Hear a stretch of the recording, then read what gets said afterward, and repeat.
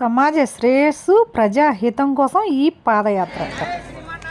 జై శ్రీమన్నారాయణ, జై శ్రీమన్నారాయణ, జై శ్రీమన్నారాయణ. ఈ విశ్వంలో అన్నిటికన్నా విలువైనది ఏమిటి అంటే భూమి మాత్రమే. అలాంటి భూమి మీద ఉన్న మనిషికి మనుగడ ఉందా? వచ్చే భగవంతునిగా భావించే మన చిన్న వీరస్వామి వారు ఒకరోజు ఆరోగ్యం ఎందుకో సరిగా లేక పడుకుండిపోయారంట. అప్పుడు కలలో అంట రైతులతో కలిసి సంభాషిస్తున్నట్టుగా సమాజ శ్రేయస్సు, సమాజ ఆరోగ్యం కోసం బాగా చుట్టుకున్న రైతులతో మాట్లాడినట్టుగా కల వచ్చిందంట. నిజంగా రైతుల కోసం ఆ తొలి అడుగుని నిర్ణయించుకోవడం చాలా సంతోషమని డాక్టర్ రామచంద్రరావు గారు మాట్లాడారు. పెద్దవాళ్ళందరికీ గుర్తొచ్చుంటుంది, నిజమే, గడిచిపోయినాయి 60 ఏళ్ళు దాటిపోయిన వాళ్ళుగా మనం ఉన్నాం. ఇవాళ కూడా భారతదేశంలో నెంబర్ 1 రాష్ట్రంగా పంజాబ్ ఉంది అని మీ దృష్టికి తీసుకొస్తున్నాం. ఏ రూపంలో?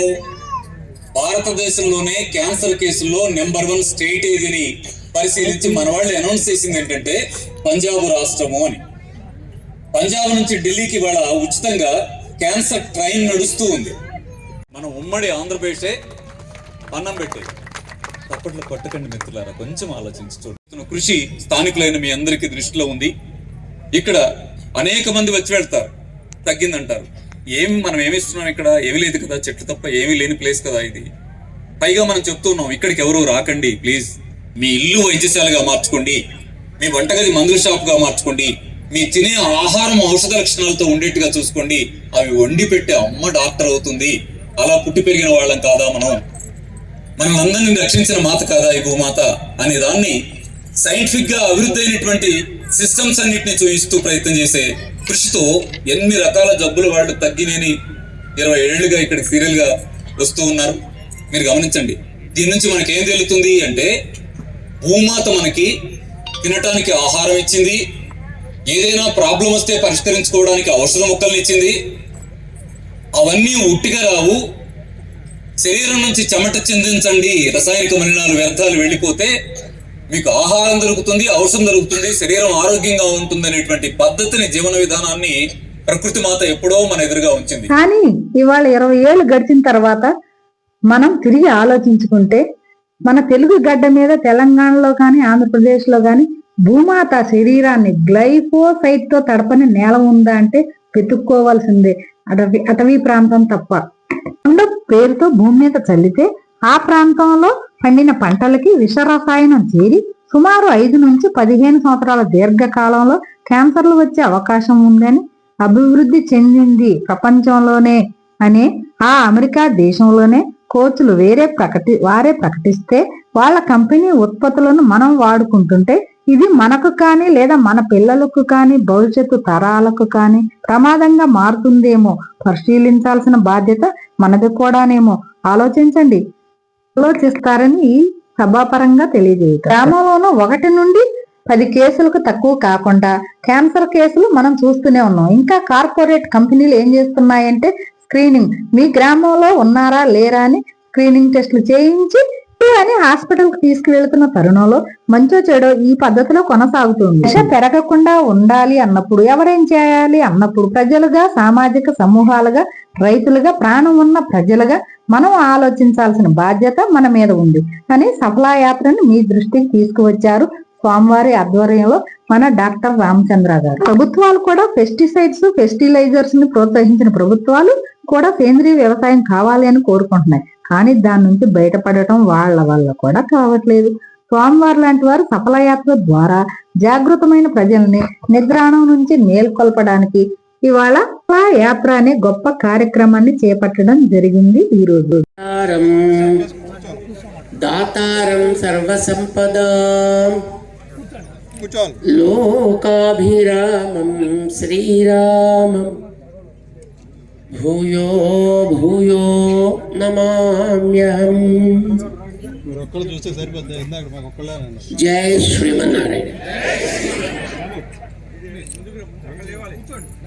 ముందుగా ఈ మల్కం చేసినటువంటి చిన్నారులకి తయారవుతున్నందుకు మీ అందరికీ మంగళాశాసనాలు. మన స్టాచ్యూ ఆఫ్ ఈక్వాలిటీలో చిన్న పిల్లలు ఉన్నారు. వాళ్ళందరూ కూడా ఈ మల్కం చేస్తుంటారు.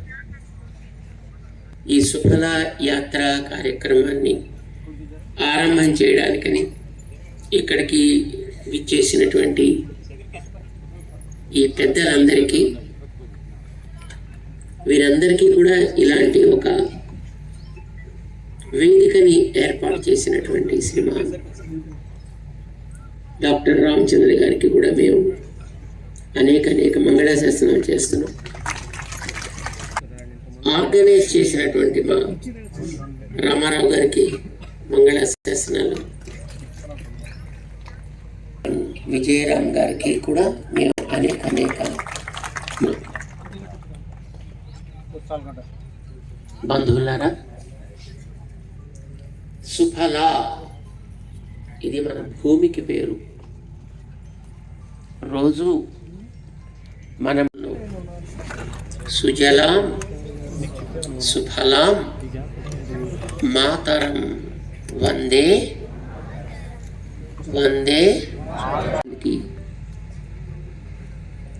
అది తప్పు అని చెప్పి దాని పవిత్రతని మళ్ళీ నిలబెట్టుకోగలిగే స్థితిని మనమే కల్పించుకోవాలి. చిన్నప్పుడు మీరందరూ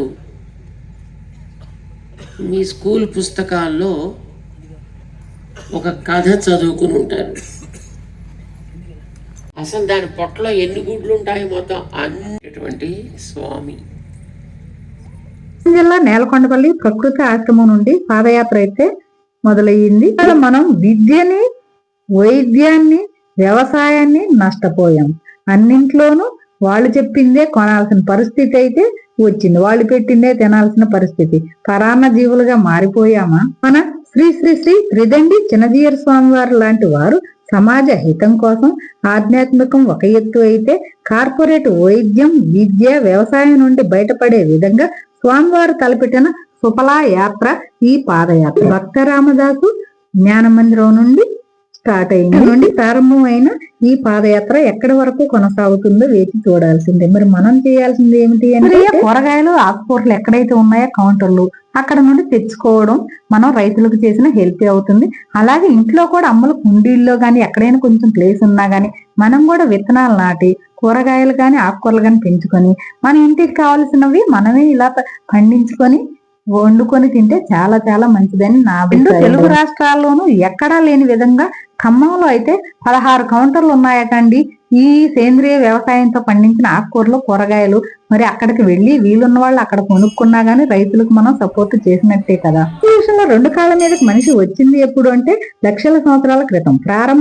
సంస్కృతి ప్రారంభమైంది ఎప్పుడు అంటే 1000 సంవత్సరాల క్రితం. సెక్షన్స్ ప్రారంభమైంది ఎప్పుడంటే ఈ మధ్య. అంటే మనవాడు ఆపరేషన్ చేసే డాక్టర్ గా మారక ముందు సి సెక్షన్లు లేవు. మనిషి 2 కాళ్ళ మీద నడిచి కటిక స్థానాలు తగ్గి బర్త్ కెనాల్స్ తగ్గింది ఎప్పుడు? లక్షల సంవత్సరాలకు పూర్వం. మరి లక్షల ఏండ్లగా ఏ ఆపరేషన్ లేకుండా ఎలా పుడుతూ వచ్చారు? మనిషిగా మనం ఏం చేయాలి? మన భూమిని కాపాడుకోవాలి, రైతులకి అండగా నిలబడాలి. మన వీడియో నచ్చితే లైక్ కొట్టండి, షేర్ చేయండి, సబ్స్క్రైబ్